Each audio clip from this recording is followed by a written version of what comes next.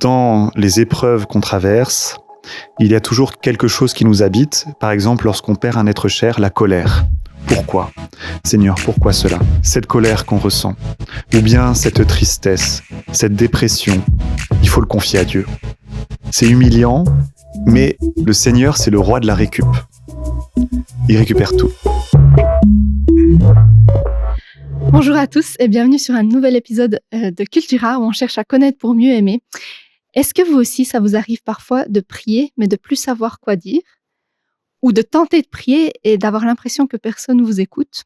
Ou de parler à un mur ou au vide ? Ce sont des questions difficiles mais qui est parfois nécessaire d'aborder, en tout cas dans notre vie, à la fois à la quête d'une spiritualité ou de chrétien. Et ce sont des questions qu'on va aborder aujourd'hui avec le frère Rémi Michel. Bienvenue Rémi Michel. Merci pour l'invitation, Maud. Merci. Comment ça va ? Ça va super bien. Très bien, on est un peu chaud sous ces lumières, Oui. donc c'est pour ça qu'on brille un petit peu. Mais on est très content d'être là, content d'avoir cette conversation aussi. Frère Rémi Michel, tu es donc un frère de l'ordre des Dominicains. Oui. Tu es doctorant en histoire de l'Église à l'Université de Fribourg. Tout à fait. Et tu viens d'être ordonné prêtre il y a environ un mois. Oui. Et donc, une toute nouvelle saison de vie pour toi. Exactement. Où tu es officiellement prêtre et tu vis dans un couvent à Fribourg. Oui. Et qu'est-ce qu'on peut encore savoir de toi qui serait intéressant ? Puisqu'on va parler de la prière, on peut dire que toi et moi, on est habitués aussi à prier ensemble, que ce soit en lisant la Bible, en priant spontanément, qu'on a pu participer l'un et l'autre à des prières de nos communautés respectives, et que c'est toujours une richesse et une joie. C'est vrai qu'on peut se demander qu'est-ce qu'une anabaptiste et un frère dominicain catholique ont en commun. Le Christ, Le Christ la et prière. l'amour pour la Bible. Oui, Et voilà, on s'est rencontrés lors d'études à Fribourg, à l'université de Fribourg. Et puis après une première rencontre un peu où Rémi Michel se demandait ce que je faisais dans cette classe, eh bien, ça s'est réchauffé entre nous. Oui, et puis, on a en fait beaucoup de choses en commun. oui. Et puis, en fait, c'est aussi un honneur pour moi de t'accueillir aujourd'hui sur le podcast Cultura. Donc, merci d'être là. Merci. Et effectivement, on va parler de la prière parce que c'est un sujet qui te tient à cœur. C'est un sujet que tu explores aussi à la fois dans ta vie personnelle, mais aussi dans ton rôle, à la fois de prêtre, mais aussi de frère religieux. Oui. Et pour ça, tu as écrit en fait un livre qui s'appelle « Comme la voix des océans », quand nous ne savons plus prier. Oui. Un livre qui est paru l'année passée aux éditions du Cerf. Et donc, un très bon livre qui se lit assez vite. Oui. Merci de le partager avec nous. Quand nous ne savons plus prier, mais Rémi Michel, est-ce que c'est pas ton job Si. de savoir quoi prier ? Mais justement, ma réflexion partait de là. Hein. C'est que en rentrant dans la vie religieuse, en consacrant ma vie à Dieu, en épousant une vie de prière, puisqu'on a notre journée rythmée tous les jours par les laudes le matin, l'office du milieu du jour, les vêpres le soir, les complis et bien sûr la messe, je pensais que ça allait être facile, automatique. Et très rapidement, mais quand je dis rapidement, au bout de 3 semaines après être entré au couvent, j'ai pu voir que, non, c'était pas si simple. Et j'avais une grande question au Seigneur. Je me disais, mais pourquoi m'avoir amené ici et ne pas m'avoir donné ce qu'il faut pour être avec toi et te prier ? Qu'est-ce qui n'était pas si simple, si tu devais décrire la difficulté ? C'est peut-être une sécheresse, mais surtout une absence. La difficulté d'être présent. Je pense on le vit un peu tous, c'est-à-dire nos pensées peuvent nous emmener très très loin. Et donc, la prière des laudes le matin commence, par exemple. Alors, en plus, elle est tôt chez nous, donc parfois, on n'est pas très bien réveillé. C'est à quelle heure ? 6h50. D'accord. Donc, c'est pas si tôt. Mais avant le déjeuner, avant le début de la journée ? Moi, je prends mon petit déjeuner avant. D'accord. Pour mieux tenir avec un café, notamment. Ouais. Mais on arrive à la prière, on prie les psaumes, on prie ensemble, on chante. Et pourtant, parfois, j'arrive à la fin de cette prière qui dure 15-20 minutes. Et je me dis, mais tu n'étais pas présent. Tu étais loin. Toi-même. Moi-même, je me dis à moi-même, mais où est-ce que tu étais ? Tiens, la prière est déjà finie et tu étais en train de penser à autre chose. Et donc là, il y a quelque chose, je disais au Seigneur, mais j'ai choisi cette vie pour être avec toi et je n'y arrive pas. Et donc, c'est de là aussi où j'ai dû essayer de chercher, de trouver. Je suis loin d'être le premier. Hein, c'est quelque chose, je pense que tout chrétien vit, de cette difficulté à tout simplement être avec Dieu. Et à travers ce livre, voilà, j'ai cherché des pistes pour me dire, mais même quand je suis fatigué, même quand je n'arrive pas à être présent, qu'est-ce qui me relie encore à Dieu ? Voilà. Très intéressant. Puis du coup, tu as aussi résumé cette quête en plusieurs verbes. On va y venir un peu plus tard. Mais est-ce que dans ce questionnement de départ que tu as eu, est-ce que tu t'es toujours mis toi-même en question? C'est moi qui suis pas présent? Ou est-ce que c'est un Dieu qui répond pas ou qui se montre pas présent? Alors, de mon point de vue, Dieu est toujours là. Et c'est, je crois aussi, dans toute la Bible, lorsque le psalmiste, lorsque David, lorsque Moïse crie vers Dieu, en lui reprochant de ne pas être assez présent, s'il crie vers lui, c'est qu'il croit profondément qu'il est là. Et qu'il y a quelque chose qui fonctionne pas. C'est-à-dire, on sait que tu es partout, Seigneur, et pourquoi je n'arrive pas à être avec toi, pourquoi je me sens abandonné, et voilà, une frustration interne très très forte. Donc, dans mon expérience personnelle de la prière, un peu à l'image de ces figures-là, bibliques, je crois que j'ai jamais remis en cause le fait que quelqu'un quelque part m'entendait et même m'écoutait, mais que la faiblesse, la difficulté venait vraiment de mon cœur. Est-ce que j'ose revenir à peut-être les motivations ou ce qui t'a poussé à entrer dans la vie religieuse et à vouloir ce style de vie où la prière prend tellement de place? Ouais. C'est une très bonne question à laquelle j'ai pas toutes les réponses. Je vois aussi qu'au fur et à mesure de ma vie, il y a des réponses qui apparaissent. Et c'est sûrement ton expérience aussi, parce que tu t'es mis toi aussi à la suite du Christ, tu l'as choisi, tu lui donnes ta vie de manière différente de la mienne, mais quand même, on en a parlé plus d'une fois. Et donc, on n'a pas toutes les clés de savoir pourquoi Dieu nous appelle, comment il le fait, mais il y a eu un désir profond en moi qui a grandi petit à petit de vouloir tout lui donner, et d'une manière qui était celle que j'ai rencontrée chez les frères dominicains, c'est-à-dire à la fois d'être avec lui par la contemplation, donc la lecture de la Bible, la prière au cœur, une vie La aussi... prière au cœur. Ah oui, c'est précise. je précise. C'est lorsque nous nous réunissons dans la chapelle pour prier ensemble plusieurs fois par jour. Avec les frères avec qui tu habites au couvent. Voilà. Donc pas seulement une prière solitaire, comme le Seigneur nous le demande, retire-toi dans le lieu le plus retiré et prie ton Père dans le secret, mais aussi une prière communautaire. J'avais besoin de ces deux-là. Et aussi, c'est très important, j'ai vu dans les frères dominicains, comme dans d'autres ordres, mais ce besoin de porter le Seigneur au monde, c'est-à-dire de le contempler et de transmettre ce qu'on a contemplé. Et que dans cette transmission, il y a un acte de charité, puisqu'on a découvert un trésor et qu'on veut le transmettre, et que dans cet acte de charité se trouvait Dieu aussi. Et que donc, si la contemplation parfois solitaire ou même communautaire est difficile, je pouvais retrouver le Seigneur dans cette transmission de son amour. En entrant dans l'ordre dominicain, du coup, tu as fait des vœux. Tu as fait vœux d'obéissance, de chasteté et de pauvreté, qui sont 3 thèmes très intéressants. Oui. On pourrait entrer à la fois dans les 3 et ça pourrait nous occuper bien du temps. Mais en fait, celui de pauvreté ressort aussi pas mal dans ton livre, en fait. Peut-être pas le vœu, mais la notion de pauvreté. Et je sais que tu as aussi une expérience en Amérique latine auprès de populations très pauvres, et que c'est quelque chose que tu as particulièrement sur ton cœur, cette notion de pauvreté matérielle, mais aussi finalement du cœur et de notre posture.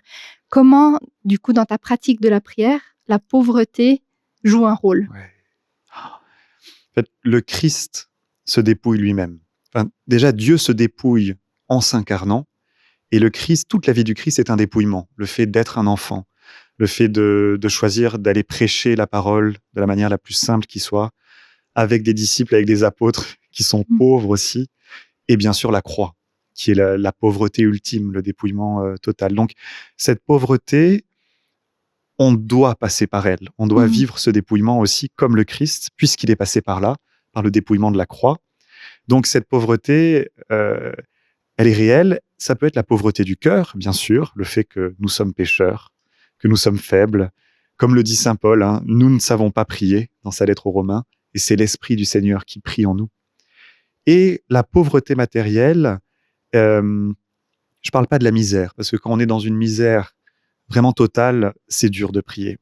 Mais cette pauvreté au sens de se tourner vers l'essentiel, de se contenter du peu, qui est déjà beaucoup parfois, de ce que Dieu nous donne, eh bien, ça laisse un espace pour Dieu.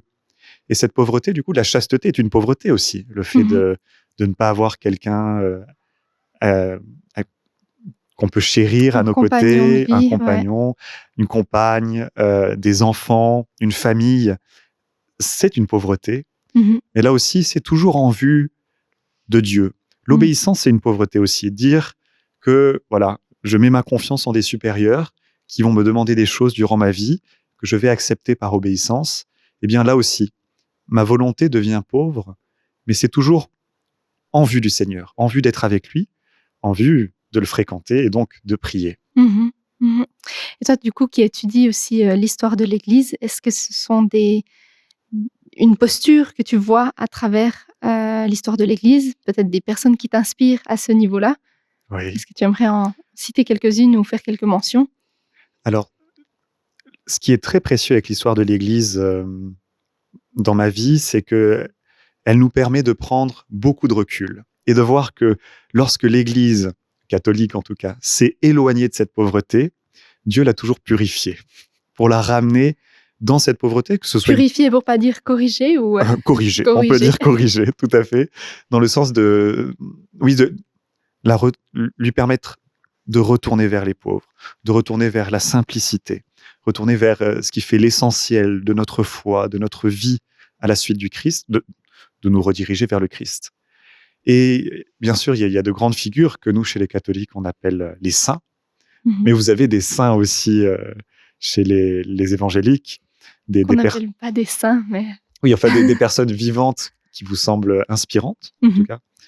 Et donc, Saint Dominique, par exemple, le fondateur de mon ordre, que j'apprends à connaître, je vois chez lui cette même simplicité, de partir pieds nus, d'aller à la rencontre des gens et de parler avec eux de Dieu, en croyant que si Dieu est la vérité parle d'elle-même.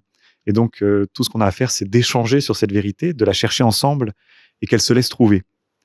Et donc, Saint François d'Assise, c'est le premier saint qui m'a vraiment marqué dans ma vie. Pareil, un fils d'un riche marchand à Assise qui se dépouille complètement. Et juste pour donner cet exemple, l'acte fondateur qui bouleverse sa vie, c'est lorsqu'un lépreux s'avance vers lui et qu'il l'embrasse. Alors qu'à l'époque, c'est quelque chose qu'on ne faisait pas parce qu'on avait peur de tomber gravement malade et on mourait de la lèpre. Et il le fait. Donc il y a un acte de charité qui est posé contre sa propre autoconservation. Et ça, ce sont des figures, oui, qui continuent de m'inspirer dans ce chemin de pauvreté qui est un chemin de présence du Seigneur. C'est inspirant à la fois parce que tu le vis, tu le nommes, tu parles d'actes de charité. Est-ce que la prière, finalement, du coup, est appelée à devenir acte, des actes que l'on pose, et une prière qui n'est pas juste dans un dialogue comme on le comprend nous, mais un style de vie de prière par nos actes, par nos pensées, par nos priorités aussi. J'étais dernièrement en train de discuter avec une jeune femme qui traverse une période difficile, à la fois dépression, à la fois remise en question de beaucoup de choses. Et puis elle me confiait qu'elle ne sait plus quoi prier, qu'elle ne sait plus quoi dire à Dieu. Et puis ayant grandi dans un milieu ou dans une famille où on met un accent particulier sur le temps qu'on passe avec Dieu, le fait d'avoir des temps de prière, de lire la Bible très régulièrement. Et c'est le cas en fait de beaucoup de chrétiens en fait qui chaque jour se lèvent et qui ne sont pas dans des couvents, donc il n'y a pas ce rythme de la vie religieuse, mais qui donnent du temps pour la lecture de la Bible, pour la prière, et parfois qui sont un peu dans une impasse face à un mur parce qu'il n'y a pas de répondant ou l'impression de parler au vide, et une culpabilité du coup qui vient parce qu'on ne sait plus quoi dire et du coup on n'a plus envie parce que ça devient lourd. Et effectivement, elle me confiait le fait de ne plus savoir quoi dire, mais quand bien même de se sentir comme obligée de poursuivre, parce que c'est dans la recherche que Dieu se montre aussi. Et il y a tout un langage difficile à aborder autour de cette prière qui va nulle part, où on a l'impression qu'elle ne va nulle part. Et du coup, en fait, dans ton livre, tu parles de plusieurs verbes. Je les cite ici. Il suffit de penser, regarder, écouter, croire, vouloir puis tomber. Très intéressant de finir sur le verbe tomber. Pourquoi ces verbes? La discussion que tu évoques avec cette dame, la première réponse que je donnerai, c'est ce que saint Paul nous dit dans la première lettre aux Corinthiens, rien n'est sans voix dans le monde, que tout parle et que quelque part tout parle de Dieu. Et donc, lorsqu'on n'a plus les mots, lorsqu'on n'arrive plus à le rencontrer dans les canaux les plus basiques, les plus simples, la parole de Dieu ou la prière comme un dialogue avec Dieu, il y a d'autres chemins, et ces chemins sont à la fois des états et des actes dont je parle ici. J'ai cherché ce qui étaient les actes les moins coûteux, les plus simples, parce que j'ai parlé de ces verbes-là avec un groupe de croyants qui étaient en retraite et qui avaient vécu des choses très difficiles. Il y avait un ancien militaire qui avait vécu la guerre en Afghanistan, une femme qui était en train de se battre contre un cancer, une mère célibataire qui avait dû fuir son pays. Et je m'étais dit, mais prier, ça demande déjà tellement de force, parfois. Qu'est-ce que je peux leur dire pour qu'ils soient avec le Seigneur, même quand le soir, dans leur lit, ils n'ont plus de force? Et donc, le premier, vraiment, j'ai cherché le plus simple, le premier, penser. Penser, c'est l'acte qui nous coûte le moins, qui nous est inné. Même quand on ne veut pas penser, on pense quand même. Ouais. Et en fait, dans une lecture approfondie de la Bible, on voit que Dieu pense. Mes pensées ne sont pas vos pensées. Alors, il y a un abîme, bien sûr, entre Dieu et nous, entre ce que sont ses pensées et les nôtres, mais il y a peut-être un lieu de rencontre, un lieu de salut aussi, puisque on lit dans le psaume « Heureux celui qui pense aux pauvres et aux faibles ». Donc, il y a comme une béatitude dans le fait de penser à quelqu'un. Et donc, avec le verbe « regarder », le verbe « écouter », j'ai mené cette même enquête, entre guillemets, des actes qui nous coûtent peu, voire rien, mais qui nous font participer quelque part à la vie divine. Si Dieu pense et que je pense, si Dieu voit du ciel, si Jésus pose son regard sur quelqu'un, et que moi je fais de même, il y a peut-être là un chemin d'entrée, je crois vraiment dans la vie divine, et donc de prière au sens de fréquentation de Dieu. Oui, parce que tu le dis aussi, prier, c'est fréquenter Dieu. Oui. Dans quel sens? Un peu comme on se fréquente en ce moment même. Non, c'est l'idée d'une présence. Et je crois qu'on sent qu'on peut être avec quelqu'un sans être présent à ses côtés. Ça peut être dans la queue du supermarché, dans une salle d'attente. Et c'est peut-être le fléau de notre société aujourd'hui, de plein de gens qui sont présents, non, qui sont ensemble mais qui ne sont plus présents. Ou dans ces applis de rencontre qui permettent les coups d'un soir. Voilà, des deux êtres qui se rencontrent, mais en fait, il n'y a pas rencontre, il n'y a pas présence, et on passe à côté de ce qui fait l'être humain fréquenté. Et donc, cette fréquentation, je crois qu'elle est dans cette chose aussi simple, tellement simple qu'elle nous dépasse, d'être avec Dieu, ce que manque Adam après le péché originel. C'est-à-dire que alors que Dieu se promène dans le jardin, alors qu'il semble presque avoir l'habitude de venir à la rencontre d'Adam, eh bien, Adam se cache. Et là, il y a peut-être la première difficulté pour l'être humain d'être avec Dieu. Ne plus vouloir fréquenter, en fait, de pouvoir être en compagnie d'eux. Exactement. Donc, prier n'est pas forcément une histoire seulement de paroles, de choses qu'on dit à Dieu, mais aussi une sorte de posture, d'attitude, de positionnement en relation à Dieu. J'ai un exemple de ça, d'une vie de sainte que j'ai lue tout récemment, qui s'appelle Élisabeth de la Trinité, à Dijon, au XIXe siècle. Et elle est dans un carmel, donc c'est carmélite, avec d'autres sœurs, et elles ont la prière du Saint-Sacrement. Une prière face à l'hostie. Et alors que les sœurs viennent et partent, elle y reste toute l'après-midi. Et les sœurs, à la fin, lui disent « Oh là là, tu en as bien profité ». Et la sœur dit à sa supérieure, peu de temps après, « Ah, si elle savait combien je souffrais ». Et la supérieure lui dit, alors pourquoi tu n'es pas partie? Et elle répond, je ne pouvais pas partir, il était là. Donc, elle fait l'expérience d'une sécheresse extrême au point presque d'en souffrir, de devoir rester en présence du Seigneur. Et pourtant, pourquoi elle reste? Parce qu'il est là. Mm. C'est vraiment la raison la plus essentielle, ce qui fait vraiment, oui, toute notre vie, je crois, ce pourquoi Dieu nous a créés et ce que nous connaîtrons au ciel, être en présence de Dieu. Tu as eu des moments où tu as ce genre d'expérience, où tu peux dire, en fait, je suis restée parce que Dieu était là, où j'ai touché du doigt quelque chose de divin dans ta vie, à la fois de religieux, mais aussi de peut-être avant ou Oui. après? Alors, il y a un frère qui me disait, il y a 2 types de chrétiens.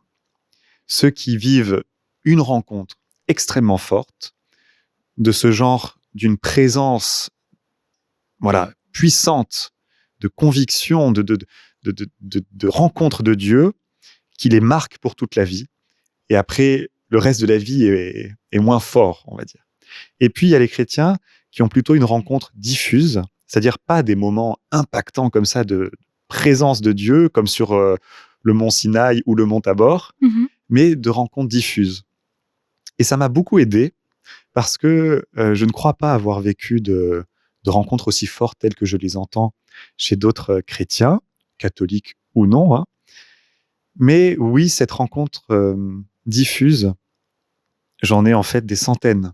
Et dans ce livre, j'en mentionne une pour chaque verbe, d'une rencontre où c'est plutôt après, où on repense à la rencontre qu'on a vécue et on se dit « Ah mais oui, il était là. Il était présent en la personne qui me parlait, en moi, il était là et c'est lui qui a marqué cette rencontre. » Oui, c'est intéressant parce que tu parles de moments où il est là. Est-ce que tu penses qu'il est quand même tout le temps là et que c'est à nous de le percevoir? Parce que ce langage de dire il était là, alors que d'autres moments, enfin sous-entendu à d'autres moments il l'est pas, pour moi ça vient un peu me heurter dans ma compréhension d'un Dieu constamment présent. Comment tu le comprends, toi? Oui. Alors, c'est Dieu qui soutient le monde. Donc, le fait même que, en ce moment même, nous parlions, nous respirions, que nous puissions nous voir, toi et moi, que d'autres personnes puissent nous écouter sur ce podcast, eh bien, c'est Dieu qui permet ça. Donc, évidemment, il soutient tout, il est là. Donc, c'est peut-être un abus de langage quand je dis « il était là », il faudrait plutôt que je dise « j'étais là », dans ce sens où quelque chose, une grâce, m'a été donnée par Dieu de pouvoir sentir dans mon cœur, dans mon âme, qu'il était présent. Mais j'ajouterai quelque chose tout de suite, c'est que la prière, notamment commune, la prière que nous partageons avec nos communautés, nous permet de nous dire que même si je ne sens pas à ce moment-là dans mon cœur qu'il est présent, il y a sa promesse. Lorsque 2 ou 3 sont réunis en mon nom, je suis au milieu d'eux. Et donc, ce n'est pas parce que je ne le sens pas qu'il n'est pas là. Là, c'est un acte de foi, de confiance qui dépasse nos sens. Et heureusement que le Christ est là, au milieu de nous. C'est ça. Et c'est à moi d'entrer et d'être là pleinement. Le dernier verbe que tu mentionnes, c'est celui de tomber. Très étonnant de finir là-dessus. Pourquoi tomber? Pourquoi il faut tomber quand on ne sait plus quoi prier?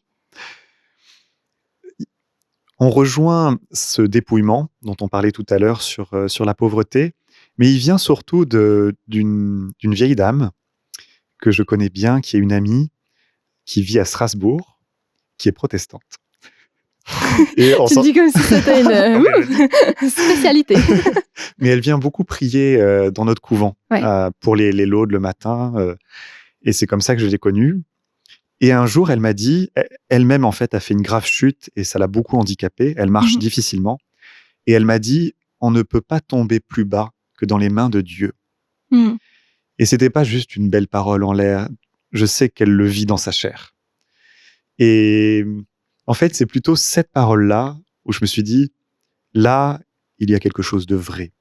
Il y a une vérité qui est là. Et quel est le verbe qui est dans cette phrase? C'est le verbe tomber. Et donc, il faut que j'en fasse quelque chose.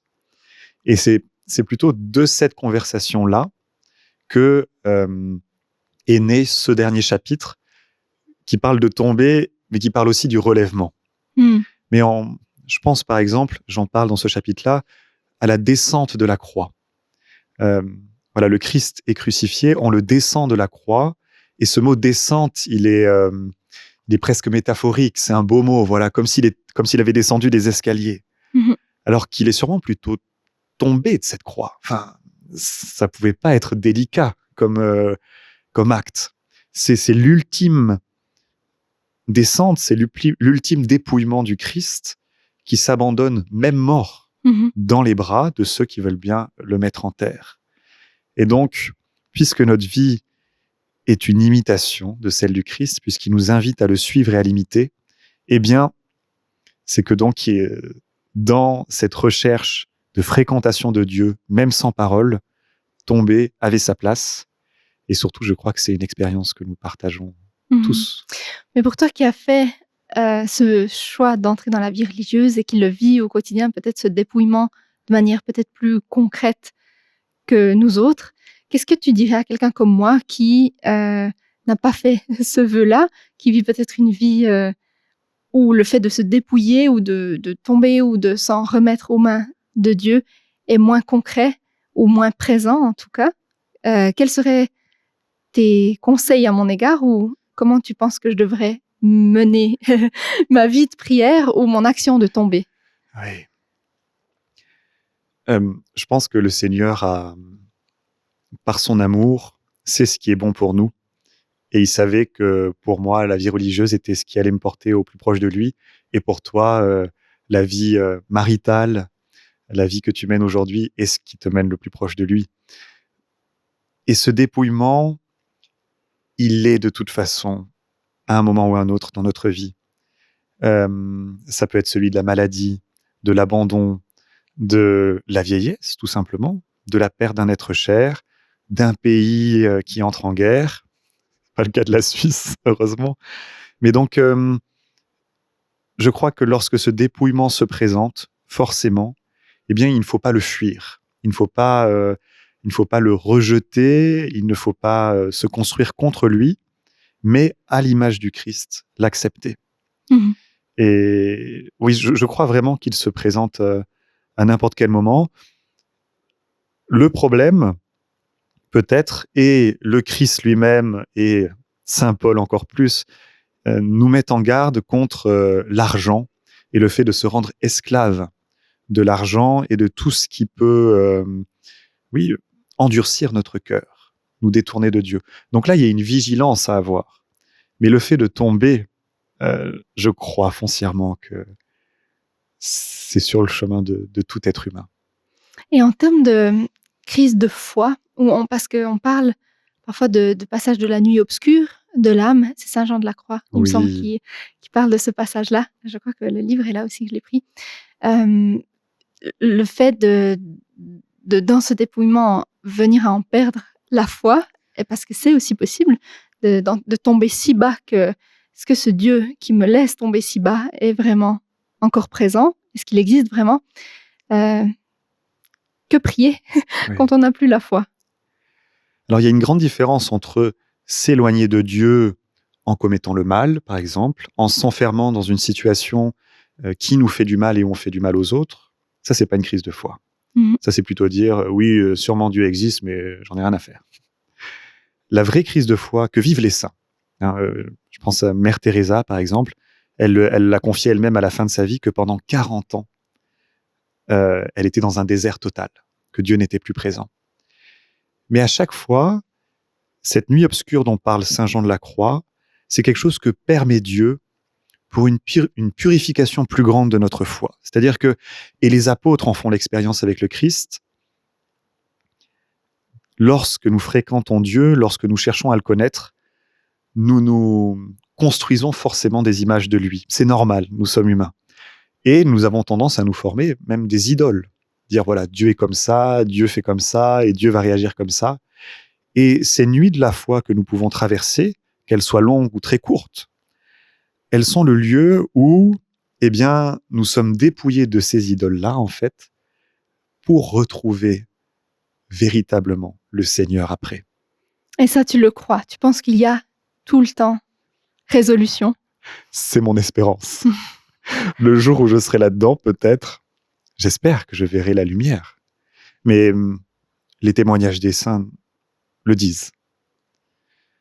En préparant cet épisode, et on savait que ce serait sur le thème de la prière, on a demandé à nos abonnés, les personnes qui nous suivent, notamment sur Instagram, de poser quelques questions qui les intéresseraient. On a dit on a un prêtre qui va venir sur le podcast. Quelles sont les questions que vous lui poseriez sur le thème de la prière?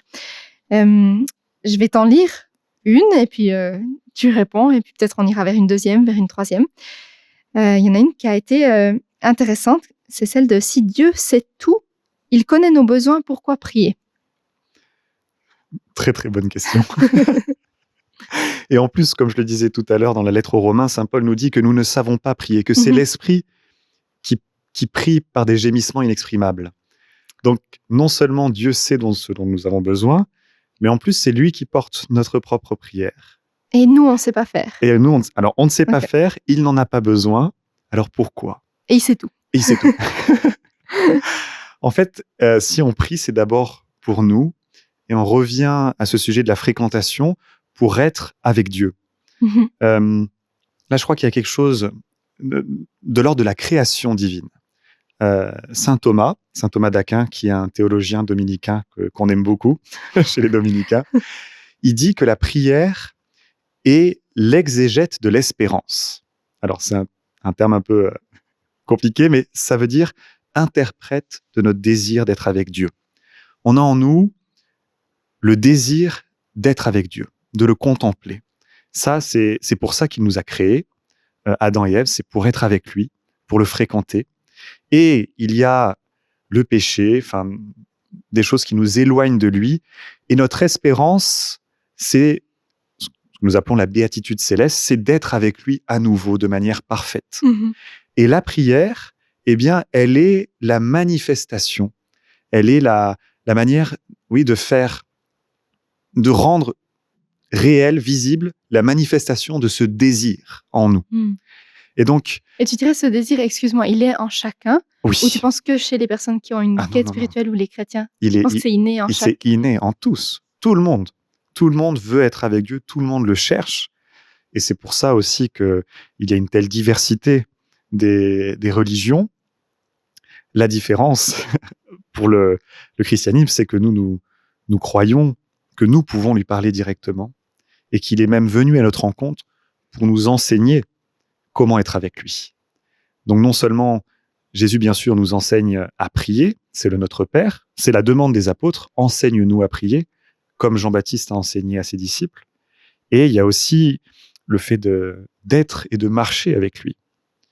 Donc, la question qui est pourquoi prier alors que Dieu sait déjà tout, c'est bien qu'en fait, notre prière, ce qui est important, c'est pas tant ce qu'on demande, c'est le fait de se tourner vers lui.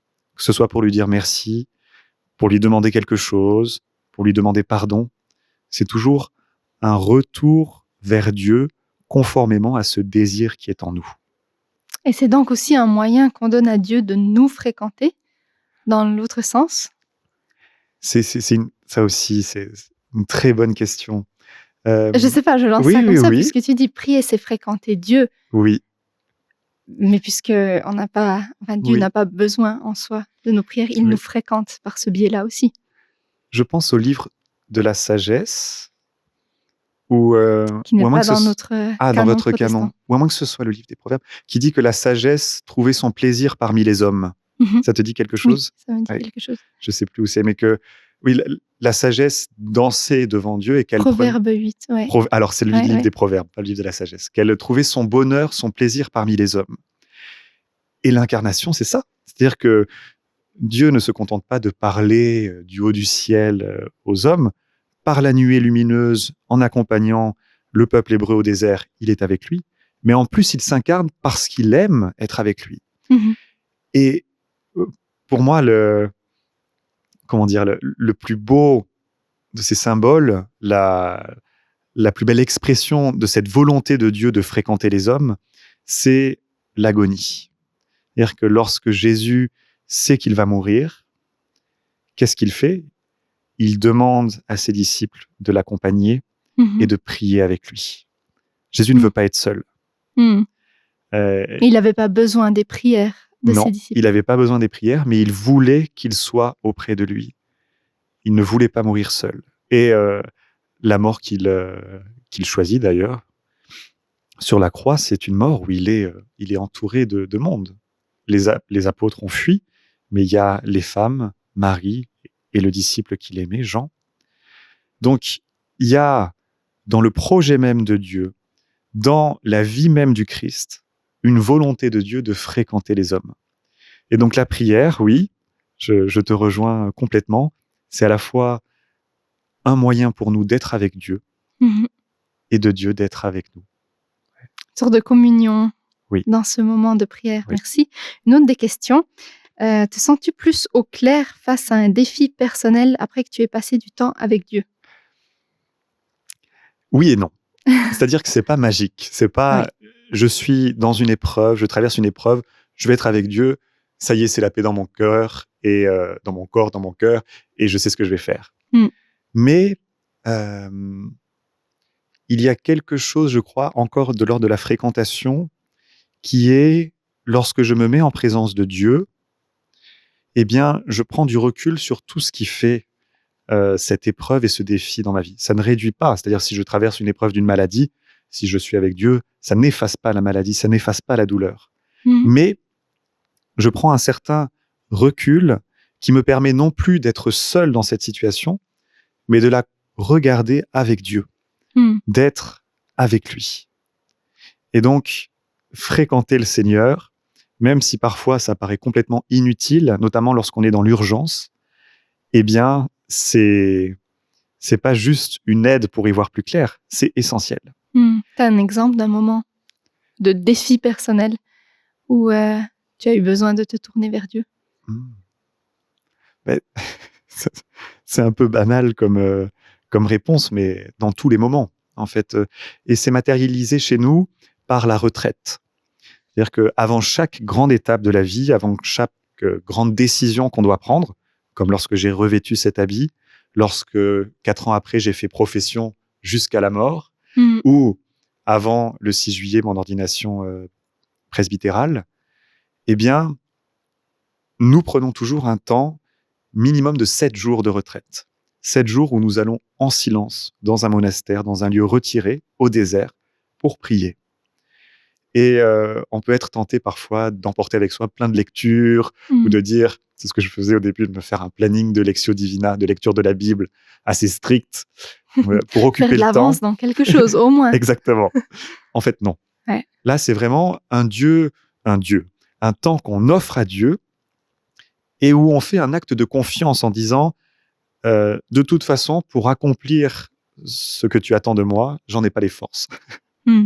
Donc, par cet acte de silence en ta présence, eh bien, je te remets encore ma vie entre tes mains et je te fais confiance. Mm. Et donc, 7 jours, c'est intense, une semaine complète. Oui. De silence, de solitude. de prière. Alors, on participe à la prière démoniale, donc les femmes religieuses ou des moines, des hommes De religieux, l'endroit où vous vous retirez de en l'endroit où retraite. nous nous retirons. Mhm. Mais nous marchons aussi beaucoup dans la nature. Ouais. Parfois, quelqu'un, un homme ou une femme, vient nous donner un enseignement très court, de 3/4 d'heure le matin, par exemple, qui va nous aider à nourrir un peu notre contemplation du point de vue intellectuel, puisqu'on recherche aussi Dieu par notre intelligence. Mais la première idée, c'est de dire, de toute façon, ma vie a un temps, il y a un temps pour tout sur cette terre, et c'est toi qui diriges la barque. Mm. Et donc, je prends le temps de me remettre encore entre tes mains. Et donc, je ne suis pas forcément toujours plus au clair après, mais j'ai cette confiance qui me permet d'avancer. Mm. Donc les 7 jours finalement te permettent de recevoir la paix intérieure par rapport à ce que tu es en train de vivre ou à ta requête devant Dieu et pas forcément une réponse claire. Oui. Alors, bien souvent, pour pas dire presque tout le temps, ces 7 jours de retraite, on en vit chaque année, hein, donc sont pour moi des lieux d'épreuve terribles. Ah bon? Ah oui, je te le confie. Bah alors de combats, de questions, je me dis, ah mais tu viens chercher la paix ici et tout ce que tu trouves, c'est le combat spirituel. Et pourtant, à l'issue, de ces 7 jours, la paix s'installe. Le combat spirituel, intéressant que tu mentionnes ça. Tu Qu'est-ce que t'en penses? rebondis dessus. Mais évidemment, Rémi Michel. Euh, le combat spirituel, c'est quand... Alors, peut-être que ça dépend de chacun aussi, mais je crois que c'est quand on aimerait que les choses soient plus simples et qu'elles sont beaucoup plus compliquées. Dans mon cas, c'est surtout une affaire d'orgueil. Voilà, j'aimerais être T'es parfait. vraiment le seul. Hein. Je pense que ça n'arrive Ouais, à personne d'autre dans ton cas. J'ai envie d'être parfaitement avec Dieu, j'ai envie de ça, j'ai envie de ça. Et puis, en fait, le combat spirituel, c'est l'expérience de notre faiblesse. Et je crois que, si je peux parler de lui un peu maintenant, le malin joue là-dessus. C'est pas des petits diablotins qui viennent nous piquer les cuisses, mais c'est on se sent miséreux et le malin vient appuyer sur cette misère-là. De dire, en fait, je ne suis bon à rien, je ne suis personne, je ne suis pas digne de ça. De toute façon, je n'arriverai jamais. Et de même presque remettre en cause l'amour de Dieu, de dire, mais est-ce que tu as vraiment raison de m'aimer, Seigneur? Et le combat est là. Et la porte de sortie, c'est toujours la même, et en même temps, elle me coûte à chaque fois, c'est l'abandon. C'est dire, en fait, mais oui, Seigneur, en fait, oui, je suis pauvre, je suis faible, et c'est là que ta grâce se manifeste. Je paraphrase Saint Paul, c'est dans ta faiblesse que ma force se déploie. Mm-hmm. Donc là, c'est l'expérience par excellence du chrétien, que vivent de manière encore plus forte, je pense, les martyrs.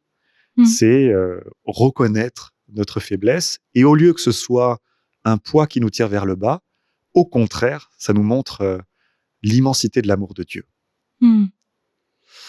J'ai une question qui me vient à l'esprit, et puis après on va mettre un terme à cette discussion. Déjà? Gentiment, oui. Pour quelqu'un qui ne sait plus quoi prier parce qu'il a été déçu, parce qu'il a été blessé, parce qu'il s'est éloigné de Dieu pour des raisons tout à fait légitimes, de non-réponse, d'avoir perdu un être cher, d'avoir vécu quelque chose de très difficile en rapport avec la foi chrétienne. Quelles sont les choses, les paroles que tu as pour ces personnes-là qui, bien que blessées, éloignées et ne sachant plus quoi prier, veulent quand même peut-être avoir une parole envers Dieu? Que dire? Je vais citer la parole d'une sœur, d'une moniale d'Estavayer-Lac, la semaine dernière, où je parlais un peu de ce sujet, et elle me disait, t'inquiète pas, le Seigneur, c'est le roi de la récup. Il récupère tout. Et avec tout ça, il fait des merveilles. Et je crois que dans les épreuves qu'on traverse, il y a toujours quelque chose qui nous habite. Par exemple, lorsqu'on perd un être cher, la colère. Pourquoi? Seigneur, pourquoi cela? Et Dieu n'a pas voulu la mort. Donc en fait, notre colère, elle est légitime quelque part, de dire, mais pourquoi je vis cela? Pourquoi cet être cher est mort? Eh bien, c'est une colère légitime, puisque ce n'était pas comme ça au commencement. C'est parce que l'homme s'est éloigné de Dieu que la mort est entrée dans le monde. Donc en fait, cette colère qu'on ressent, ou bien cette tristesse, cette dépression, ce dépit, il faut le confier à Dieu. C'est humiliant, mais Dieu le récupère. C'est les psaumes. Lire les psaumes nous montre à quel point il y a tout. Il y a la joie, il y a merci Seigneur, tu nous as sauvés, tralala. Il y a aussi pourquoi ne réponds-tu plus? Pourquoi n'es-tu plus là? Regarde tes enfants qui meurent. Et il y a la colère dans les psaumes. Encore combien de temps me laisseras-tu dans le silence? C'est psaume 13. Heureux celui qui, Babylone, fracassera tes enfants contre le roc. Il y a ça aussi. Donc, dans les psaumes, il y a même la colère face à l'ennemi qui nous fait du mal.